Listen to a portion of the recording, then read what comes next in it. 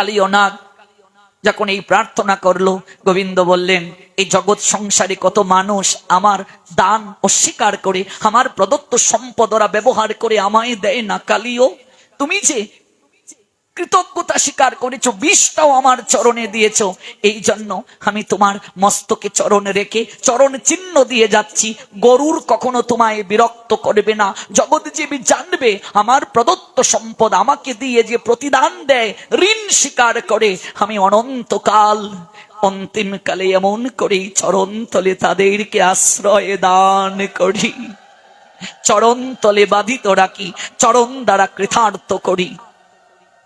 এই জন্য চরণ ধুলি নেওয়ার কথা বলা হয়েছে, চরণ ধরার কথা বলা হয়নি মায়েরা।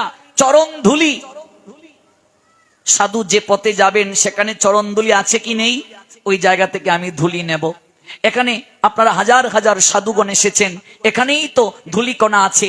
স্বয়ং ভগবানও আসেন ওই ধুলি মাখতে, যাওয়ার সময় একটু গোড়াগড়ি দিয়ে যাবে, ধুলি নিয়ে যাবে, কিন্তু চরণ স্পর্শ করে নয়। মায়েরা লম্বা হয়ে প্রণাম দেবে না, মায়েরা প্রণাম দেবে পঞ্চাঙ্গে। তার পশ্চাতে কারণ আছে, এটা আগামীকাল ব্যাখ্যা করব যদি সময় পাই।